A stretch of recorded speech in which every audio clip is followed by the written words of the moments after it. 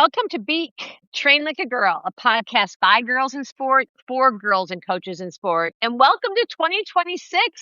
Caitlin, I think this is the first time you and I have been on the podcast together in the new year. We had some recordings that we pushed forward from 2025, but we haven't recorded yet this year, have we? No, we have not. It's so good to be back in the new year. Absolutely. Fill us in. What's going on down in Texas? Yeah, well, I am back in Austin, and there has been some extreme cold here, but by what I mean extreme cold, I mean I think it got down to 30, which is a really big deal here. So we had no class for Monday or Tuesday, so this is my first class of the week. So yeah, everyone is recovering from the cold and ice, which honestly, even though I was pretty acclimated to the cold, it was really icy here. So that's what I've been dealing with, getting back into school. But yeah, it's great to be back. That's hilarious because it's like -10 here. Yep. Yep. I know. It's very funny. The adjustment is definitely real, right? But no, I do think the ice, like not to talk about the weather on the podcast, but the ice is treacherous. Like snow you can deal with, ice not that much fun. Absolutely. Yeah, for sure. Well, I want to fill you in a little bit about what's going on with the app. I think we talked about it. There are some new features. And so we have the ability to go live, which is how we are primarily moving forward on the app. And so Coach Reagan and I are live 2 or 3 days a week. I mean, the best part of the app, in my opinion, is it's very mix and match. So most of the workouts are anywhere from, 10 to 30 minutes. And so they can be a really good way to help round out whether you're coming from cross country practice or you've had a long day in classes or at the office. And I think that for whatever reason, I don't know why people are somehow locked into a workout needs to be an hour. I don't know why that started or where it came from, but that's not true at all. There's no value. 60 minutes is not a magical number. It's really, and what we find is that if we can get people to plug in or, 15, 20-minute segments, they're getting what they need. So particularly when it comes to mobility or strength or the yoga and that type of thing. So that's been super exciting. And we hope that everybody comes and checks us out. We do have a free trial. So I think it's 5 days, right? I can't remember how it works, to be honest with you. Is it 5 days? I think it's a full week. When people join the app? It is? Nice. Yeah. It's a full week. Yeah. Perfect. Yeah. So you can come in, you can give it a shot for no cost. You can cancel super easily. So we would actually love for you to come in and give the app a try. And it's geared for female athletes. And so quite frankly, whether you're a 15-year-old athlete or 62 like me, there is value for everybody in there. So we really hope you give it a shot. But let's go ahead and get our next guest introduced. What do you think? Absolutely. I'm so excited for this pod. I know, me too. Well, I don't even know what to call this. It's kind of like a full circle moment. I'm going to give a little more introduction than I normally do, but our next guest, I actually reconnected with her through her father, who follows PEAC on LinkedIn. So just coincidentally, when my kids were little, I was at a very small Catholic school and did some work in the athletic department for them with AD type of things and coaching, and was able to not only be there with my kids through some of these things, which was awesome, but also got to be able to see a bunch of other young children like finding the joy in movement. And this was a super small Catholic school in the city of Chicago, and we didn't have a ton of resources, and parents were doing the coaching. And I think kids were there because they found the joy in being together, the joy in being in community. So anyways, a family that was there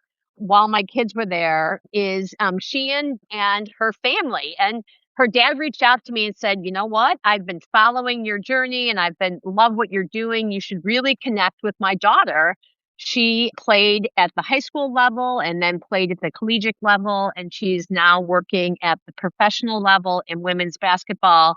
And I think you guys would have a lot to talk about. And I am telling you, we've been on the phone. It's been amazing to reconnect, because I think we realized the last time I probably saw her, she was probably 10 or 11 years old, and has really grown and is really committed and passionate about girls in sport and about the sport or the product of girls basketball. And so, without any further ado, Sheena, you ready to get warmed up? I am, and thank you for that introduction. It's really fun to be here, and the work you guys are doing with the podcast and your app is really important. So I'm really excited to talk about this. Me too. So let's get to the hard hitting questions. I asked this to my athletes yesterday.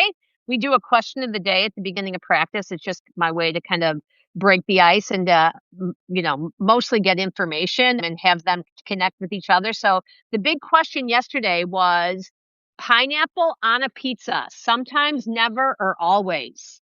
Oh, wow. Good question.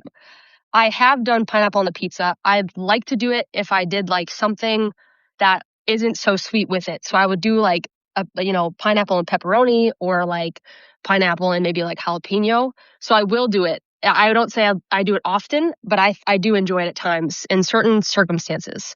Nice. All right. The other hard hitting question of the day this week was pomegranates. Are they worth the effort or not? Oh, see, I honestly, I don't eat those too often. I feel like I used to have friends that would have it at lunch at like St. Josaphat, and I would like have some and they're delicious. But so I guess not worth it for me because I don't buy them. But they're delicious, so I do enjoy them. They're so delicious, and I've just come to the fact that they're worth the effort for me. There you That go. is, yeah, but they are messy and like super hard to peel. Those have Yes, been my hard hitting questions. All right, I one love it. that is always intriguing to us is lipstick or lip balm. I've heard that in the last two podcasts I listened to. I'm lip balm. I don't really wear lipstick. I just like to keep them hydrated and maybe a little shiny, and that's about it. Nice. See, we've not had anyone say lipstick yet. I'm waiting for the first. I'm excited to hear it too. Well, thank you for getting warmed up and playing along with us. I would love for you to share. I think the listeners got a little, but I'd love for you to share your story of being a girl in sport. Yeah, so I think, I'm very similar to everyone else that comes on. I started off playing, a multitude of sports. I have two brothers, so, my older brother played hockey, younger brother plays like rugby. So I kind of did a bunch of stuff. I played soccer and baseball, hockey, basketball, volleyball, kind of all the things. And then kind of decided to, fully go with basketball when I got to high school. Did that year round. So I played basketball in high school at an all-girls Catholic school in River Forest, Illinois. Then I played, travel basketball the other half of the year that wasn't high school, and that was with Chicago Hoops Express. So I kind of did that, and then it really took over my life, and I loved it. And then I grew up watching Florida Gulf Coast Universities. That's where I went to school. I grew up watching them because my grandma lived in Estero, Fort Myers area, which I feel like that's kind of a lot of snowbirds live over in that area. Went there growing up, watched them play basketball. So, I would go and dream about playing there and all the things. So ultimately, when it came down to going to college, I was like, I really want to try and see if I can play there. So throughout my, high school career, I would reach out and keep in touch with the coaches, and ultimately they weren't going to be able to give me a scholarship, but I was like, if there's any opportunity to just walk on, I wanted to do that. So I think it was, I don't know if it was, Thanksgiving break or Easter break, like my senior year of high school. And I went down there and they let me do a workout in front of them. And, it was really scary, obviously being, a 17-year-old, girl going in front of these, college coaches. But I went and did this workout, and, it was really exciting afterwards. They said, we have a spot on the team for you. So then, made my way to Florida Gulf Coast and played there for 4 years as a walk-on, ended up earning a scholarship. Was a really cool, fun experience in my life. And that's really what drove me to want to be a coach. I love basketball. I always was like, oh, I could be a coach maybe eventually. But I never really understood the game at that level until I played for Karl Smesko, who I work for now. And that just, thrust me into what I'm doing now. I coached at FGCU, and now I'm special assistant to the head coach, which is Karl Smesko with the Atlanta Dream. So it's kind of been, full circle. I didn't think I'd ever be in the WNBA at, 27 years old working at the highest level, but it's been really, really fun and really cool. So that is my story of where I am now. That is such an amazing story. There's so many great things to talk about. I wanted to go back to when you talked about the nerve-wracking experience of trying out in front of coaches you really admire, you being 17. What can you talk more about what that was like mentally for you? Was it all adrenaline, or how did you kind of deal with all of those nerves? Oh, for sure. I mean, I think that's one of those moments where you're like, you can't sleep. You're like, your stomach's turning, thinking about the moment you're going to be in front of them and all that. But it really, I think the biggest thing was my parents were there to like kind of help me and give me confidence, because at that point in your life, it's hard to have that confidence, or at least for me, I just have never been the one to be like, yeah, I deserve to be here and all these things. So ultimately, it really was my parents that helped me and were like, you can do this. We're going to go, like, all these things. If it were up to me, I would, follow the easy route and would have just gone to school and not really put myself out there. But I'm so glad I did. I'm so glad, my parents were there to guide me and, take me to the tryout, and scary, and did it, and never thought I could do it.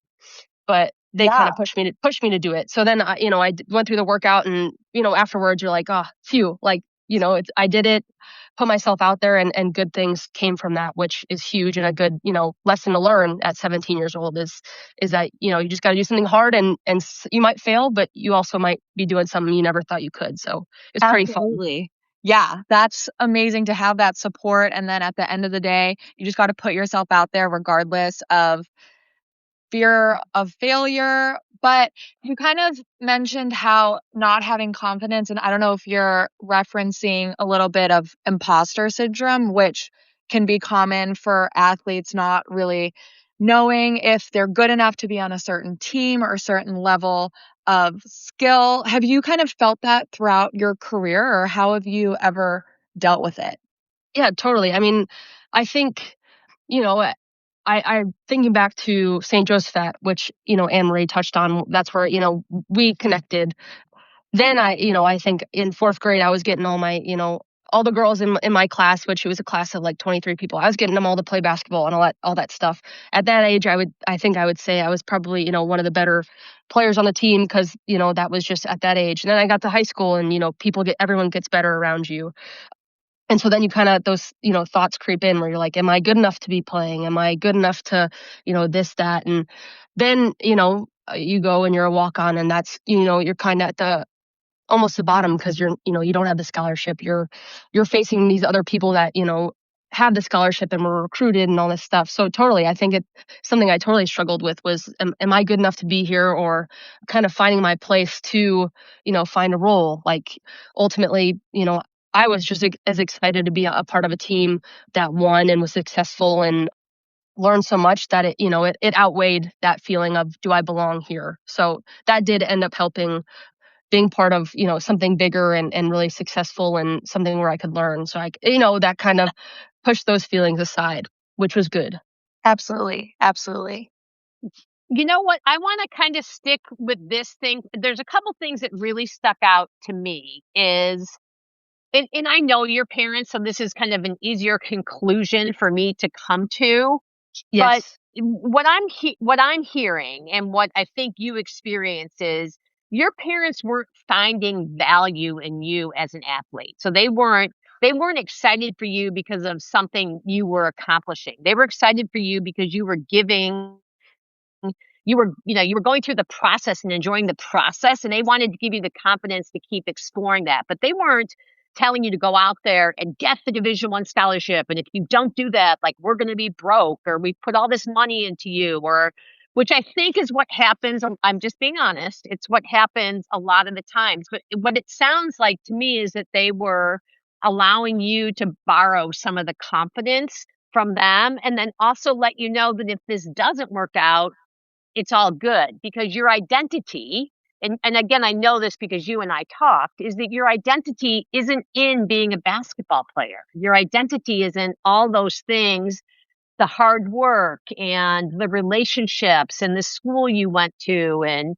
your religion. Like, your identity is in a lot of different things. Am totally. I right? Or, like, fill us in a little there. Yes. No, I think you're 100% right. I mean, my parents, I feel like they've always given me the tools to do things, but have never like forced me to do anything.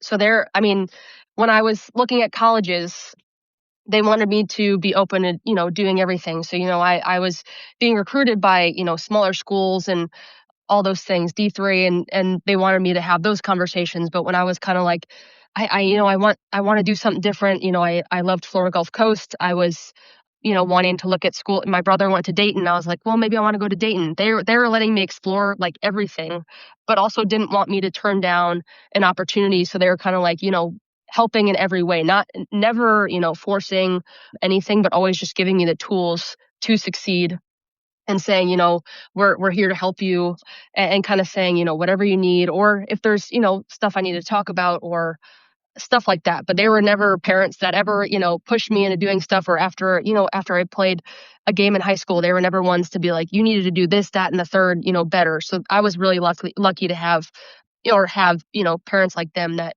have never really put me down, but also uplifted me and never forced me to do things, I didn't want to do, but also made sure that I didn't, limit myself, I should say. So yeah, you're 100% right. They've been really pivotal in where I am too. So Yeah, because a parent's job is to give confidence. And again, I like the idea of borrowing confidence until you can gain it yourself. But also, if you decide to, put your energy and effort into something, to making sure you follow through with it. Like, I mean, that is the job of a parent.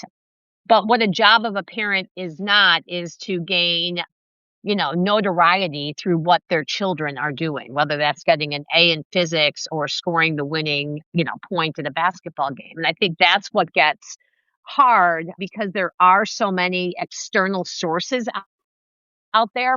Parents is one, social media is another. So what are some tips that you can give, first of all, parents, and second of all, athletes, if they're having a hard time navigating this specific piece?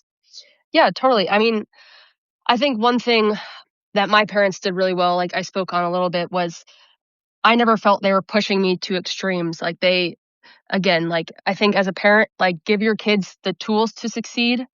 And also you kind of got to let them, figure it out on their own at a certain point and not force them into doing anything, because, you never learn if your parents kind of push you to do everything. You never kind of learn who you are and who you want to be. So as a parent, kind of letting your kids maybe, be who they want to be, give them the tools that you think, will help them succeed, but never force them into anything.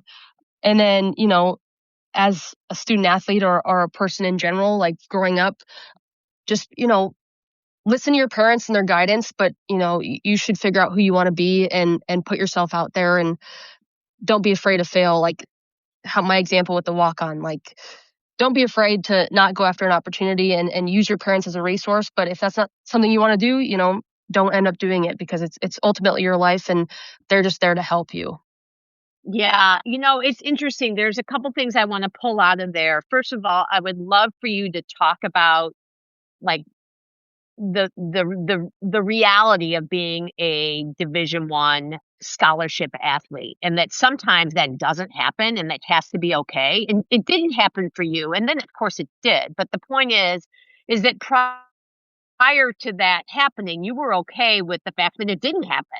So I would love for you to talk about that. And then also, one of the things you keep saying, and I'm going to rephrase it, is that you're not finding your identity in sport. You're finding your identity in the day to day, the process, which I think is sometimes an overused word. But what I realize the process is it's the day to day. It's not the winning, right? It's not the title. It's not the championship. Because if that's the only time you're finding joy in sport, man, that's a Oh long yeah. life. So Oh can you yeah. talk about those two things?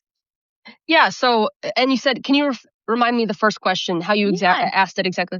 I think a lot of grade school athletes now they want to be a Division 1 scholarship athlete. That's all anybody talks about, Yes. right? And so Yes. the reality of that is very small. Yes. So I would say for that, that saying, I think every level of sport, and we talked about this before, Anne-Marie, it's like you could play, NAIA, you could do, D3, D2. I think you shouldn't limit yourself on what level you go to, because I think as an athlete in college, especially, like, that's such a pivotal time in your life to kind of figure out who you are. And, my experience, it wasn't necessarily about going to Florida Gulf Coast because it was a Division I school. It was more so, I grew up watching the games and all this stuff, and I wanted to be a part of the program, and it wasn't about the level of the program. So I was just excited, I wanted to be a part of a team. But I think getting into sports in college, especially, is huge, because there's so many things so many resources. Like for us at FGCU, we had, the academic resources. I had a tutor for my classes and all stuff like that. You have your built-in friends. Like I was, obviously you're nervous coming into college in general at any point because it's something new, but I kind of knew I would have that camaraderie. So, you get that at any level. You have, your friends that you'll have forever. You have, structure. You have all these life lessons you learn through sport, and that happens at, whatever level it may be. It's not just Division I. And so I think it's important to explore every opportunity you have. And that's what I did, before I ultimately decided to venture my way to Florida. But I think it's so important to take that in, because I struggled my freshman year. Even at Florida Gulf Coast, as a walk-on, you have to keep a certain GPA. And after my freshman year, I was struggling with school, balancing everything. And because of those resources, and my coach kind of pushed me, like, if you can't do the academic side, there's no point, doing the sports side. So if I didn't have sports, I don't know what I would, I don't know where I would be, to be honest, where if I didn't have that in college, or that reason to really push academically to make sure, or learn, how to be better, how to, utilize my resources and my tutoring and my studying, I don't know where I'd be. So that was a huge, huge moment. And I think if I, did that at any level, if I was at a Division III school, I'm sure they have the same, things. You have to have a certain GPA and all the stuff. So it kind of pushes you in that way. And I think that's super important. Yeah, I agree. And they do have that at every level. They have study tables, and Yes. they have resources and tutors, and even help with nutritionists and registered dietitian. I mean, so yeah, and it may not Yes. be to the level, but yeah, these colleges are smart. And you and I talked about, it's competitive at every single level. You can Yes. find good sport at every single level. And I think that that is so important. And talk to us about how, like, finding the joy in the day to day, it like the studies and the little things that it, like. And I love that your coach said that if you can't do the academic side, you can't do the athletic side. That's unbelievable. I love that they said that. I mean, so just understanding that there's going to be so much more to you after you leave college, and that you can't find your identity in being the leading scorer at your college. Totally. I think that was one big thing that my head coach at FGCU was, he wanted to make sure, everyone graduated, everyone had good grades. He always, would bring in stuff, we watch film, and it'd be time to vote, and he'd be like, do you know how to vote? And would show us, informational stuff about that, and, how to parallel park, like stuff like that, that was important outside of, basketball, outside of college, like just, things you need to know how to do. I remember two of my teammates, one of them had a flat tire or something like that. And, they called him and FaceTimed him, and he walked them through how to, change a tire. It's like, he was, very good at showing things outside of basketball. And he made it a point to teach us things that we could take, later in life. But that's to the point, the day to day, finding, your identity outside of sports. Like, I think, our coach wanted us to explore that, and find our identity outside of sports. What career do you want to follow? A lot of people, were able to do their internships along with basketball, and had that flexibility. I remember one of my teammates, I think it was my freshman year, and she was, graduating soon, but she would miss a few practices, I think a week, to go, do her internship, because, it's important for you to find what career you want outside of basketball, because that's the next step ultimately. Yeah, the tire thing is absolutely classic. I love everything about that. Like, I cannot wait. Like, my goal now is to meet who is now your quote unquote boss, right? You're Totally. working Yep. for your coach, right? Yep. Yep, he's my boss. So he was my head coach and now my boss for 4 years now. Nice. So talk to us a little bit about what it's like to be in the WNBA. It's a really good product. It's a product that's growing and that's got to be exciting. So fill us in there. Yeah, totally. It's, coming from college to there, and that happened like right after the college season. So it was like you get thrown right into another, full season. But it's incredible. The resources that are there, which are still, improving, which is great. The resources, the players have, the flights and the travel and the things they get to experience at the highest level is awesome. So they just added 2 expansion teams, one in Portland and one in Toronto. And I think there's going to be, it seems like every year now there's at least, one expansion team, which is huge. So more people can watch, but it's been really cool. I mean, you're literally, in front of players that are, at the highest level. So experiencing that and watching their process and being able to see, go to the games and you're watching, Caitlin Clark, Asia Wilson, Jackie Young, who are literally some of the best players in the world.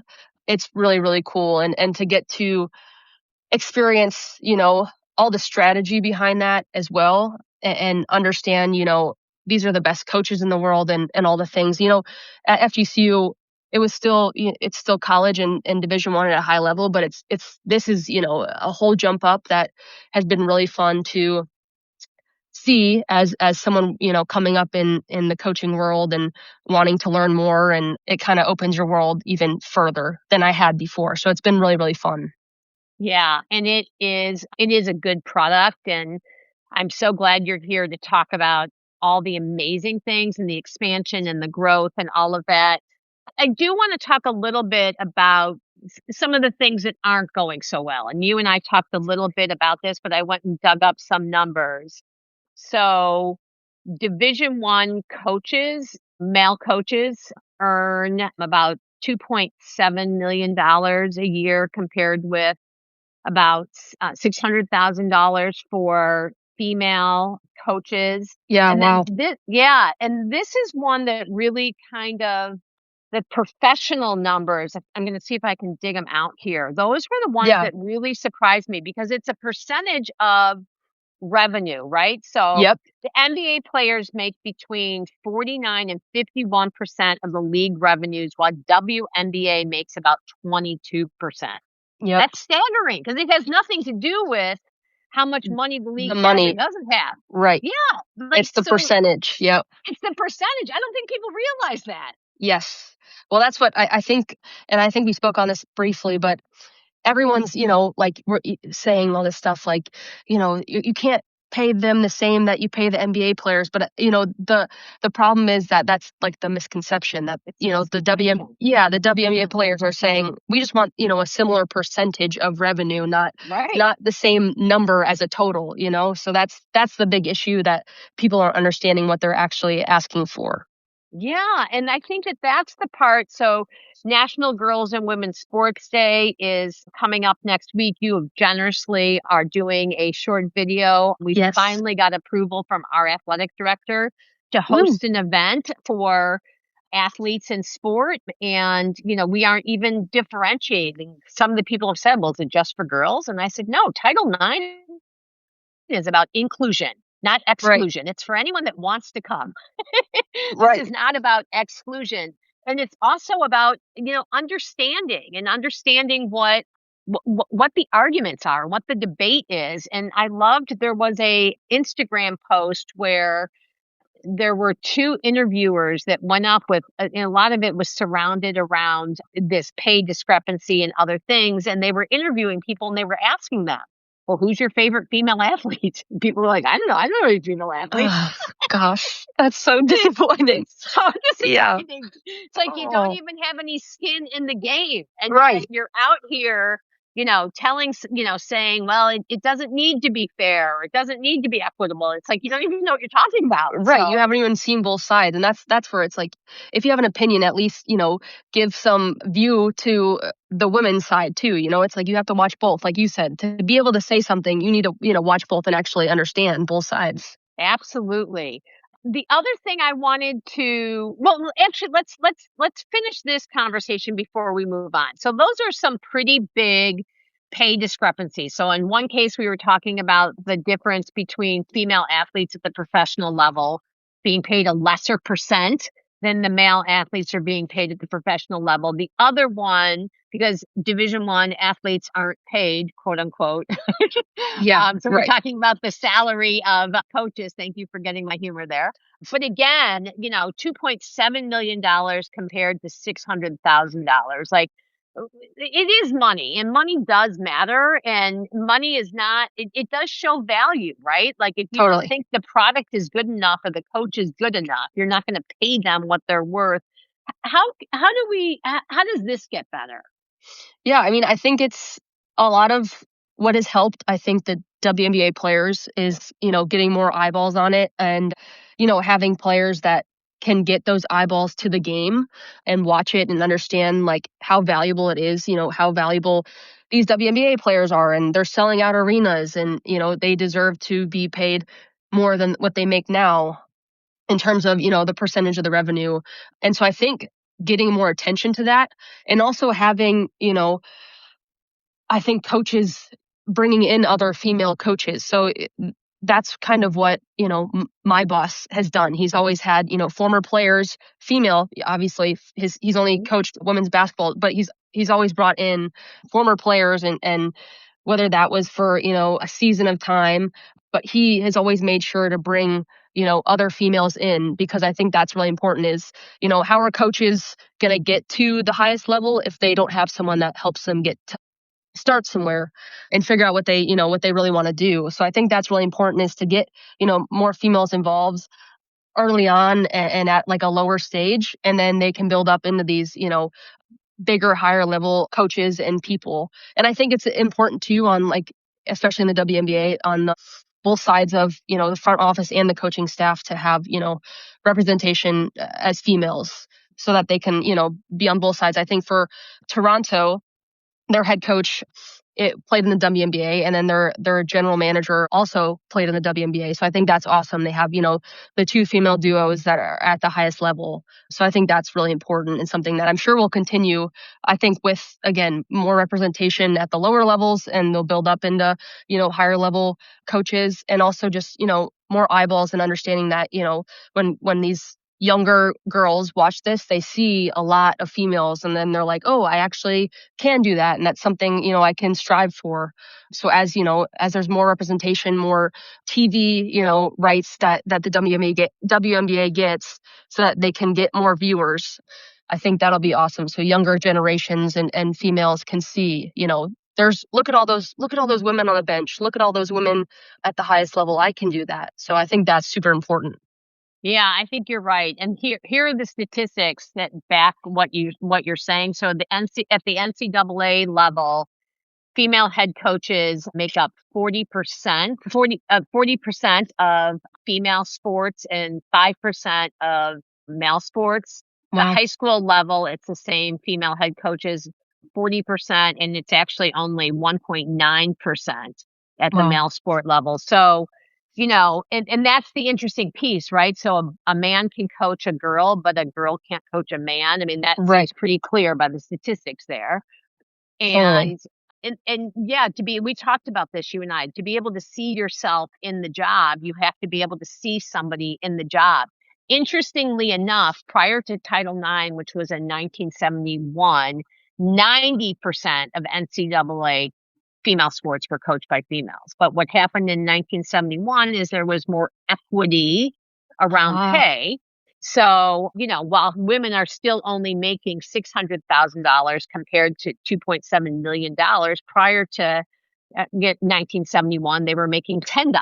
I mean, yep. so, they're still making over $500,000 now. And so now with more money, more men want in. I mean, so Right. that's the interesting piece, is that becomes a different battle. We haven't really seen those numbers improve, but it's because of bosses, former coaches like yours, that are saying, yeah, we need women in sport, and we need women in sport at every single level. We need Yes. them in the front office, like you said. You know, we need them on the benches. We need them supporting our athletes. And I think that's, yeah, super important. But I could talk to you forever, and I know I know. we are definitely going to wind down here in a minute. But before we do, I feel like I've monopolized the conversation. Caitlin, you want to jump in here? No, not at all. You have not monopolized the conversation. I've really enjoyed there's so many important issues. We always go back to representation and how I got firsthand experience of having not only one female coach, but having 3 female coaches for one sport at the same time. It truly had so many benefits. And I just hope that in the future, the sentiment continues of having girls see themselves in roles as coaches, as athletes, part of admin, because it is such a positive impact. And I just hope that continues. But Sheahen, thank you so much for having this amazing conversation with us today. Thanks, Caitlin. That was awesome. I'm glad we got to talk and bring light to certain things, and you know, hopefully everyone can keep the conversation going after this. Absolutely. All right, let's get cooled down here. The Winter Olympics are starting in, I think, like 3 weeks. What's your favorite winter sport to watch? Oh, that's hard. I was literally, I saw the ad on TV and I was like, oh my gosh, I'm so excited. Well, I love obviously hockey because my brother played and we watch it all the time, and the Blackhawks are awesome. So hockey, and then I love like the snowboarding and stuff like that, like the extreme sports that I'm like, I could never do that. And I love that they do that and put their bodies at like that totally extreme level. So that's always fun to watch. So probably those 2. And what about Miracle? Have you seen the movie Miracle? Oh my gosh, yes, that was on my college bio as my favorite movie. So yeah, so I have seen that. It's like my favorite. It gives me goosebumps. Caitlin, do you know what Miracle is? Absolutely, I do, Samson. Wasn't sure if we were dating ourselves. It's such a good movie. It's such a good movie. I think that's how we have to close the podcast. If you have not seen Miracle prior to the Winter Olympics starting, I really strongly suggest everybody, after, of course, you listen to our podcast and share it with a friend, make sure you watch the movie Miracle. And we're so glad to be back. We're so excited that you're here. Really, the simplest thing you can do to help our platform grow is to share our podcast with a female athlete or coach you love. Until next time.